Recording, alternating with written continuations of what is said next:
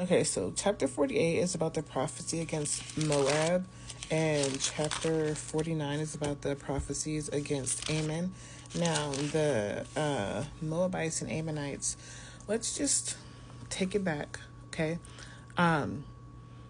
The Moabites and Ammonites descended from the daughters of Lot. Now, if you know the story, okay, of Lot and his daughters, do you know? Do you know what happened? If not, go back to Genesis. But you can kind of see why their prophecies are so long. This is all of 48, right? 49 starts here, and 49 goes all the way on these two pages, and then goes all the way to here. Yeah, so you know why they're kind of long, right? You know, because you got to know how it started. So if you don't know about the Moabites and the Ammonites, go back to Genesis, read the story of Lot and his daughters. Let's get into it. Prophecies against Moab. About Moab, this is what the Lord of armies, the God of Israel, says. Woe to Nebo, because it is about to be destroyed. Kirithaim will be put to shame. It will be taken captive. The fortress will be put to shame and dismayed. There is no longer praise for Moab. They plan harm against her in Heshbon. Come, let's cut her off from nationhood. Separate, alienate, no backup, no nothing. Also, madmen, you will be silenced. The sword will follow you no matter where you go. Madmen, those who were like in charge, who just, yeah, the loud ones. Let's put it that way. A voice cries out from Horonaim, devastating and a crushing blow. Moab will be shattered. Her little ones will cry out. So either the children or the smaller cities. For on the ascent to Luhith, they will be weeping continually, because that's what Luhith means. Weeping goes up with weeping. That's the meaning of it. And on the descent to Horonaim will be heard cries of distress. That's what it means. Over the destruction. Flee, save your lives. Be like a juniper bush or like a roar. I didn't look that up. I need to. In the wilderness, I'm assuming it's like a tree or a bush, but it's a specific kind.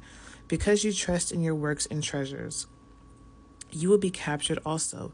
Chemosh will go into exile with his priests and officials. The destroyer will move against every town. Not one town will escape. The valley will perish and the plain will be annihilated, as the Lord has said. Make Moab a salt marsh, or a flower, a crown.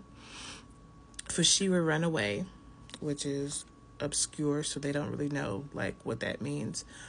Her towns will become a desolation without inhabitants. So basically, she will be made an example of what will happen.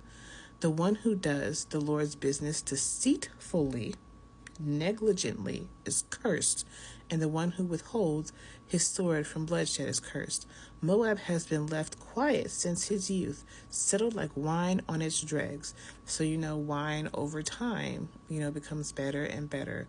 But nothing has happened to them. They've been living cozy. They've been chilling. So since Moab became Moab, they have been living cozy, been chilling. And it happened. He hasn't been poured from one container to another, so hasn't been pushed out of their city or, scattered into other places or gone into exile. They haven't been, nobody has come in to attack them and move them out. So his taste has remained the same and his aroma hasn't changed, right? Continue to do as they've always done. Therefore, look, the days are coming, this is the Lord's declaration, when I will send pourers to him, an army to attack them and move them out, who will pour him out. They will empty his containers and smash his jars. So empty the containers means that everybody is going to be moved out of Moab, and smash his jars, which just means it's going to be obliterated. The city is going to be obliterated. Moab will be put to shame because of Chemosh, just as the house of Israel was put to shame because of Bethel that they trusted in. Stop putting your trust in man, because man will deceive you. Yahuwah won't.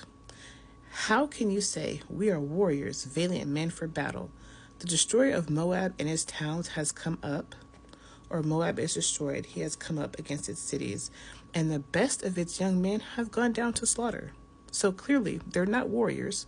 They're not valiant men for battle if they were easily taken out.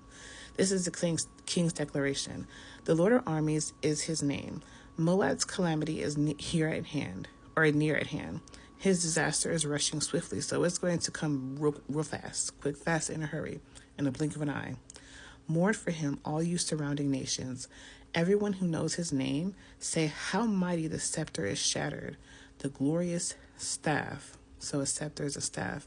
So I guess they were like I guess when like a king or queen has a scepter, it's what they use to, I don't know, anoint people, crown people. I don't know what it's used for, but it holds some sort of power.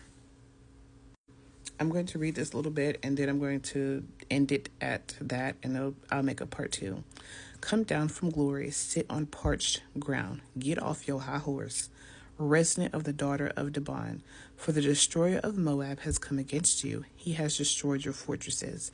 Stand by the highway and watch, resident of Aroer. So 3 cities in Israel, 2 known cities out of 4. So Air is 1 mile north of the channel of my own handwriting, Ammon. And Arara is near Judah. Ask him who is fleeing or her who is escaping. What happened? So anybody that they see running, what happened? What happened? Moab is put to shame, indeed dismayed. Wail and cry out. Declare by the Arnon channel that Moab is destroyed. So, yeah, they've been living cozy. They've been living a cushy life, thinking that ain't nothing gonna happen to them. But in Yahuwah's timing, things will happen. His punishments are in his timing. They come when you least expect it.